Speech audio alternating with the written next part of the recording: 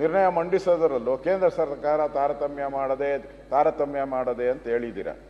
ಇಲ್ಲಿ ನಾನು ನಿಮ್ಮನ್ನ ಕೇಳ್ತೀನಿ, ನೀವು 371J ಕಲ್ಯಾಣ ಕರ್ನಾಟಕಕ್ಕೆ ಬೆಂಗಳೂರಲ್ಲಿರುವಂಥ 25 ಕೈಗಾರಿಕೆಗಳು ಏನೇನಿದೆ ಸಂಸ್ಥೆಗಳನ್ನು ಶಿಫ್ಟ್ ಮಾಡಬೇಕು. ನಮ್ಮದೇನು ತಕರಾರಿಲ್ಲ.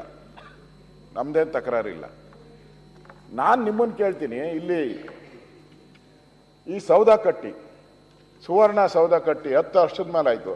ನೀವು ಯಾವುದಾನ ಒಂದು ಡಿಪಾರ್ಟ್ಮೆಂಟ್ನ ಶಿಫ್ಟ್ ಮಾಡಿದ್ದೀರಾ? ಇಲ್ಲಿನ ಜನ ಕೇಳ್ತಾ ಇದ್ದಾರೆ, ಖಾಲಿ ಹೊಡಿತಾ ಇದೆ ಯಜ್ಞಗಳೆಲ್ಲ ಕೋಡಾಡ್ತವೆ ಅಂತೇಳಿ. ನೀವು ಯಾವ ಮುಖ ಇಟ್ಕೊಂಡು ನಾವು ಕೇಳ್ತೀರಾ ಕೇಂದ್ರ ಸರ್ಕಾರಕ್ಕೆ? ನೀವು ಅನ್ಯಾಯ ಮಾಡಿದ್ದೀರ, ನೀವು ಅನ್ಯಾಯ ಮಾಡಿದಿರಲ್ಲ, ಮಾಡ್ಬೋದಾಯ್ತಲ್ಲ, ನಿಮ್ಮ ಕೈಯಲ್ಲೇ ಇದೆಯಲ್ಲ. ಬೇಕಾದಷ್ಟು ಇಲಾಖೆಗಳನ್ನ ಇಲ್ಲಿಗೆ ತರ್ಬೋದಾಯ್ತಲ್ಲ ಉತ್ತರ ಕರ್ನಾಟಕಕ್ಕೆ. ಒಂದು ನೀರಾವರಿ ಇಲಾಖೆ ತರಕ್ಕಾಗಿಲ್ಲ ಇವರು.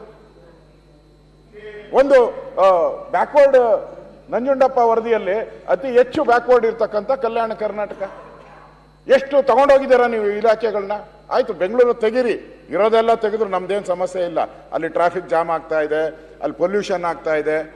ಪೊಲ್ಯೂಷನ್ ಇವಾಗ 150 ಹೋಗಿದೆ. ಮೊನ್ನೆ ಬೆಂಗಳೂರು 12 ಕಿಲೋಮೀಟರ್ ದೂರದಲ್ಲೂ 100 ಇದೆ, 50 ಒಳಗಡೆ ಇರಬೇಕು ಡೆಸಿಮಲ್ ಹೋಗಿದೆ. ನಾನೇನು ಮಾತಾಡಲ್ಲ. ನೀವು ಪಾಟೀಲ್ರೆ, ನಾನು ಕೇಳೋದು, ನೀವು ಬೇರೆಯವ್ರಿಗೆ ಹೇಳಕ್ ಮುಂಚೆ ನೀವೇನ್ ಮಾಡಿದ್ದೀರಾ? ಅದೇನೋ ಹೇಳ್ತಾರಲ್ಲ, ಮನೆ ಮುಂದೆ ಬೃಂದಾವನ, ಮಾಡೋದೆಲ್ಲ ಅನಾಚಾರ, ಮನೆ ಮುಂದೆ ಬೃಂದಾವನ ಅಂತ ಆಯ್ತು. ನೀವು ಮೊದಲು ಮಾಡಿ ತೋರಿಸ್ರಿ. ನಿಮ್ಮಲ್ಲಿರೋ ಇಲಾಖೆಗಳೆಲ್ಲ ಶಿಫ್ಟ್ ಮಾಡಿ. ಈ ಸುವರ್ಣ ಸೌಧ ಖಾಲಿ ಹೊಡಿತಾ ಇದೆ, ಶಿಫ್ಟ್ ಮಾಡಿ ತೋರಿಸಿ. ಆಮೇಲೆ ಕೇಂದ್ರ ಸರ್ಕಾರ ಕೇಳಿ. ಅದನ್ನು ಬಿಟ್ಬಿಟ್ಟು ಕೇಂದ್ರ ಸರ್ಕಾರ ತಾರತಮ್ಯ ಮಾಡ್ತಾ ಇರೋರು ನೀವು ತಾರತಮ್ಯ. ನಾನು ಅನ್ಸುತ್ತೆ ಮುಖ್ಯಮಂತ್ರಿಗಳು ನಾಳೆ ಉತ್ತರ ಕೊಡಬೇಕು, ಅದೊಂದು ಪೀಠಿಕೆ ಹಾಕೊಂಡವ್ರು ಅಷ್ಟೇ. ಇಷ್ಟು ಎಲ್ಲ ಕೇಂದ್ರ ಸರ್ಕಾರದ ಮೇಲೆ ಪೀಠಿಕೆ ಅಂತ ಅನಿಸ್ತೈತೆ ನನಗೆ. ಮಹದಾಯಿ ನ್ಯಾಯಾಧಿಕರಣ ತೀರ್ಪಿನನ್ವಯ ಕುಡಿಯುವ ನೀರು ಪೂರೈಕೆಯ ಮಹತ್ವಾಕಾಂಕ್ಷೆಯ ಕಳಸ ಬಂಡೂರಿ ನಾಲತಿರು ಯೋಜನೆಗೆ ಅಗತ್ಯವಿರುವ ಅರಣ್ಯ ಮತ್ತು ವನ್ಯಜೀವಿ ಮಂಡಳಿಗಳ ಅನುಮೋದನೆಗಳನ್ನು ತ್ವರಿತವಾಗಿ ಒದಗಿಸುವ ಭಾರತ ಸರ್ಕಾರ ತುರ್ತು ಕ್ರಮಕ್ಕಾಗಿ ಒತ್ತಾಯಿಸುವುದು.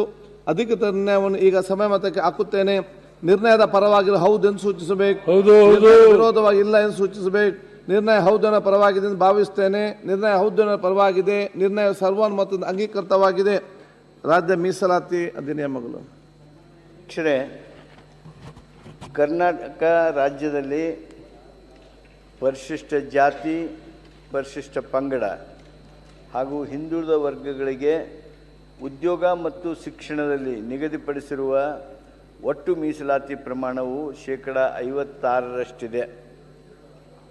ಒಟ್ಟು ಮೀಸಲಾತಿ ಪ್ರಮಾಣವು 50% ಮೀರಿರುವ ಕಾರಣಕ್ಕಾಗಿ ನ್ಯಾಯಾಲಯಗಳಲ್ಲಿ ಪ್ರಕರಣವು ದಾಖಲಾಗುತ್ತಿರುವ ಹಿನ್ನೆಲೆಯಲ್ಲಿ ಸದರಿ